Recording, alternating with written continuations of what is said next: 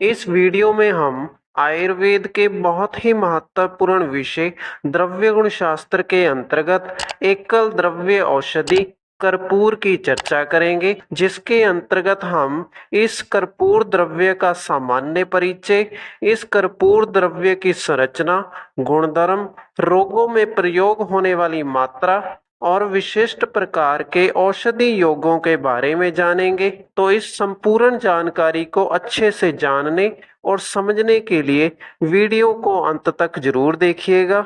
इस कर्पूर द्रव्य की व्याख्या में सबसे पहला हेडिंग इसके सामान्य परिचय का लिखा है, जिसकी व्याख्या में कर्पूर द्रव्य के अलग अलग भाषाओं में वर्णित नाम लिखे गए हैं। तो इस व्याख्या के अनुसार संस्कृत में इसे कर्पूर, स्फटिक, हिम, शीतलर्ज, शशधर, शीताब्र, हिमाभ कहा जाता है।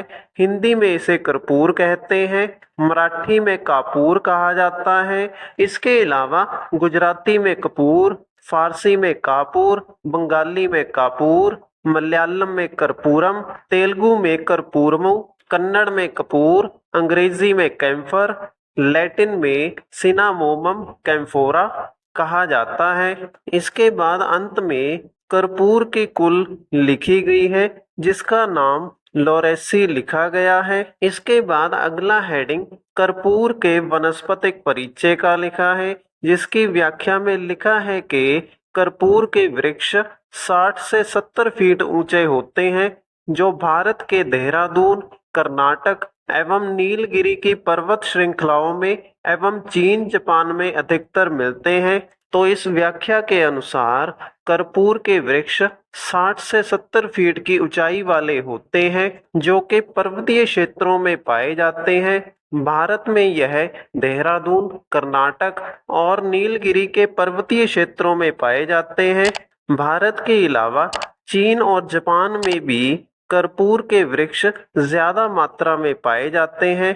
इसके बाद अगला हेडिंग कर्पूर के पत्र का लिखा है, जिसकी व्याख्या में लिखा है चिकने, मुलायम, अंडाकार, हरे रंग के किंतु हल्का पीलापन लिए हुए होते हैं। तो इस व्याख्या के अनुसार कर्पूर के पत्ते चिकने, मुलायम और अंडाकार होते हैं। यह पत्ते हरे रंग के होते हैं, जिनके साथ में हल्का पीलापन होता है। इसके बाद अगला हेडिंग कर्पूर के पुष्प का लिखा है, जिसकी व्याख्या में लिखा है सफेद गुच्छों में लगते हैं, जिन पर मटर के समान फल लगते हैं। इसी वृक्ष के निर्यास से कर्पूर तैयार किया जाता है, जो सफेद पारदर्शक डली के रूप में प्राप्त होता है।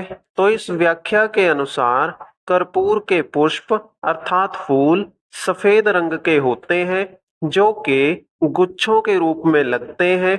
इन फूलों के बाद मटर के आकार के समान फल लगते हैं।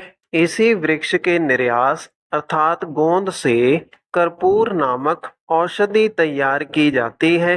यह कर्पूर नामक औषधि सफेद रंग की और पारदर्शक होती है। इसके बाद अगला हेडिंग कर्पूर के रासायनिक संगठन का लिखा है, जिसकी व्याख्या में लिखा है एक तरह का उड़नशील तेल मिलता है। तो कर्पूर के इस रासायनिक संगठन का प्रयोग आधुनिक चिकित्सा शास्त्र में औषधि निर्माण के लिए किया जाता है। इसके बाद अगला हेडिंग कर्पूर के गुणधर्म का लिखा है, जिसकी व्याख्या में कर्पूर के रस, गुण, वीर्य और विपाक के बारे में लिखा गया है। तो कर्पूर के गुणधर्म की व्याख्या के अनुसार यह रस में तिक्त, कटु और मधुर, गुण में तीक्ष्ण और लघु, वीर्य में शीत और विपाक में कटु होता है। इसके बाद अगला हेडिंग कर्पूर के दोष प्रभाव का लिखा है, जिसकी व्याख्या में लिखा है त्रिदोष शामक अर्थात जब कर्पूर औषधि के रूप में प्रयोग किया जाता है तो यह शरीर में जाकर तीनों दोषों अर्थात वात, पित्त और कफ दोष को शरीर में शमन करने का कार्य करता है।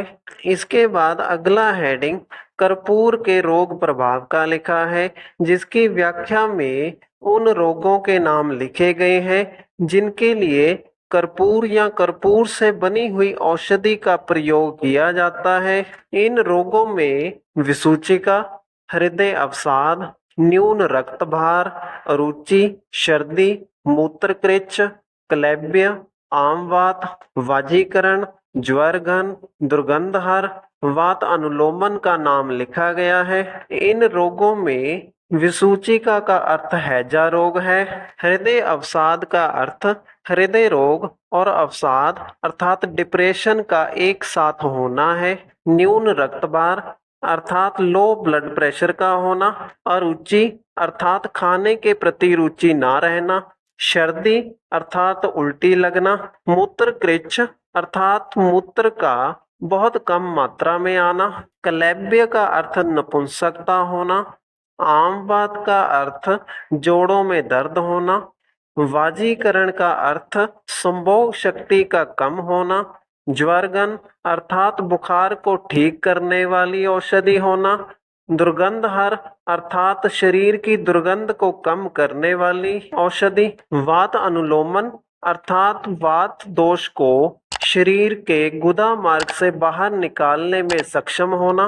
इसके बाद अगला हेडिंग कर्पूर के प्रयोज्य अंग का लिखा है, जिसकी व्याख्या में निर्यास का नाम लिखा गया है। तो इस प्रकार कर्पूर के निर्यास अर्थात गोंद का प्रयोग औषधि के रूप में किया जाता है।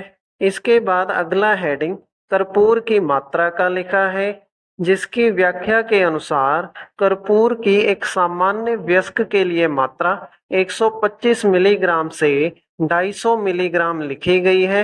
इसके बाद अगला हेडिंग कर्पूर के विशिष्ट योग का लिखा है, जिसमें उन औषधियों के नाम लिखे गए हैं जिनको बनाने के लिए कर्पूर का प्रयोग किया जाता है। इन औषधियों में कर्पूर आसव, कर्पूर रस, अमृत धारा, पंचगुण तेल का नाम लिखा गया है। इसके बाद अगला हेडिंग कर्पूर के विष लक्षण का लिखा है, जिनमें उन लक्षणों के नाम लिखे गए हैं जो कि कर्पूर के शुद्ध किए बिना प्रयोग करने से होते हैं।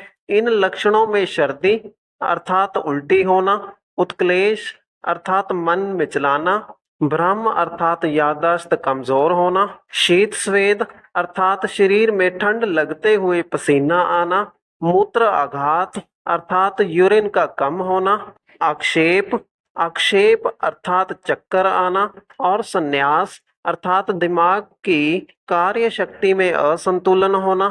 इसके बाद अगला हेडिंग कर्पूर के प्रतिरोध का लिखा है, जिसमें विष लक्षणों के इलाज के लिए बताया गया है, जिसकी व्याख्या में आमाशय प्रक्षालन अर्थात पेट की सफाई लूज मोशन करवाकर करना और इसके अलावा अंबर एवं कस्तूरी के योग अर्थात औषधि देने के बारे में लिखा गया है। तो इसी के साथ हमारी इस वीडियो का विषय एकल द्रव्य औषधि कर्पूर का वर्णन यहीं पर समाप्त होता है।